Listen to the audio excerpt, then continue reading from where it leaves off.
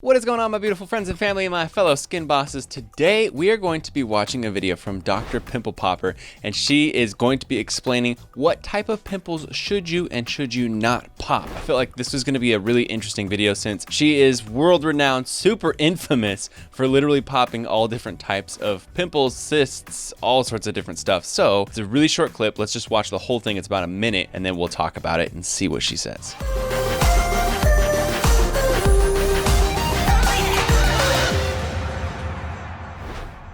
There are a lot of different kinds of pimples that you should not pop. One of the most important pimples that you don't pop are deep-seated pimples, what we call cystic pimples, which is when they're under the skin. They sometimes don't even come to the surface. They just hurt when you push them. Sometimes you can't see them. There's just a little bit of redness. Those are the ones that you don't want to squeeze yourself because they are really large under there. There are nodules, in fact, which is a larger bump, and they can cause a lot of problems. So really by squeezing them, you're just gonna make them more angry, and you're probably gonna have a lot of swelling and a lot of pain because of it. Okay, I know I said let the whole clip play through first, but I'm actually stoked she started by saying you shouldn't pop certain pimples, especially nodular cystic pimples. I've always said don't touch those, just let them do their own thing. And the reason why is because if you think about your pimple, you think about your cyst as like a pocket or like a sack, right? There's the part on top that you see that sometimes gets white, and that's what gets you all encouraged to pop it. There's also a bottom part, right?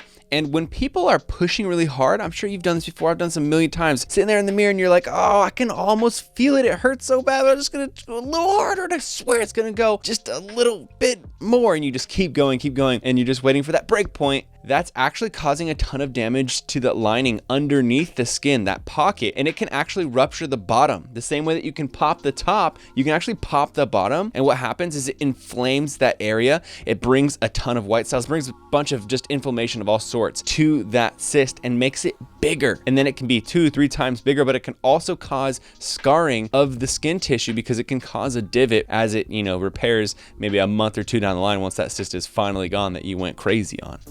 Really, in general, you shouldn't be popping any pimple, and there's only really one ideal time that a pimple is poppable, and that is when it comes to the surface of the skin, when it's really superficial, because one important thing to remember is the deeper that you inflame the skin, the deeper the trauma is that you inflict upon the skin, the higher the chance you have of getting scarring, and this can be permanent scarring. So really you want to make sure a pimple is a pustule, or what people call a whitehead. When it's on the superficial on the skin, you see that whiteness, because that's when it can be nicked with the needle really superficially and you can express all the contents. Okay, like I said, super short little video there, but I do like that she said you really shouldn't be trying to pop any type of pimple that's under the skin. I totally agree with that. I think that is 100% sound advice, like I said, because it can make it worse. I don't know. Obviously, Dr. Pimple Popper, she's been in the business a lot longer than I have. She's a registered dermatologist, I think. So I'm just talking from my own experience, but even popping pimples with a whitehead can be troublesome for me. I generally try not to pop anything at all because they do move along quicker in my experience from just not touching them at all. What she's saying is if you are going to pop it, you go through the right procedure, which I think most of us know,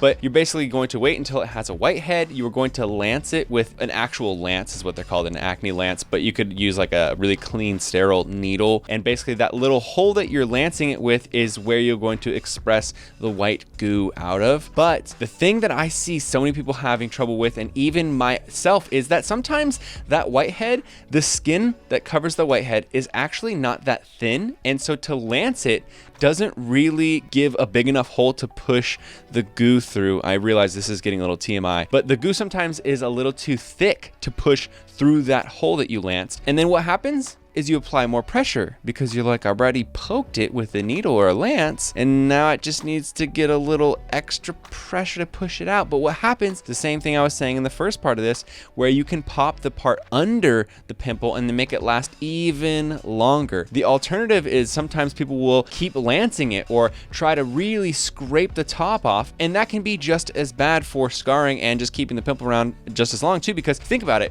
right? If it's really thick and you have to keep going and keep trying to scrape it with this needle, and then you actually get the top of that off, now you've exposed this very large hole, and now you have a hole exposed to the air, to dirt, all sorts of different stuff. So now it's possible the pimple comes back even bigger, even if you didn't press on it. And also there's a big possibility that you're gonna have a bigger scar there than if you didn't do anything at all, because the hole is then going to create a small rolling scar, like a divot in your face. Now, I know there are times where you definitely can benefit from lancing it cleanly, draining it without putting a lot of pressure on it, and that will help the pimple move along faster. But my point is, most of the time, you're better off just letting it run its course without touching it. That's what's worked best in my experience. I've done a couple of videos on this actually, if you want to check them out. But yeah, super simple video. I really like what she said here. Very interesting. By the way, if you guys want to know my favorite skincare brand, you probably have heard me talk about them before, but Banish, they are absolutely fire. They have all sorts of different products, a really great range that really focuses on acne scarring,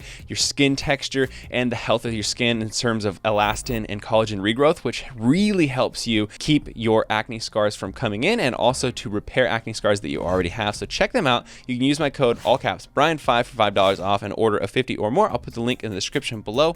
But now I'm turning this over to you guys. What has been your experience with popping pimples in the past? What has been the best thing to do, and what has been the worst thing? What has been the thing that has made it even worse when you try to pop it a certain way? I want to know. I want you guys to say it in the comments below. If you enjoyed this video, give a big old thumbs up. Subscribe if you're not subscribed already, and remember, you are not alone.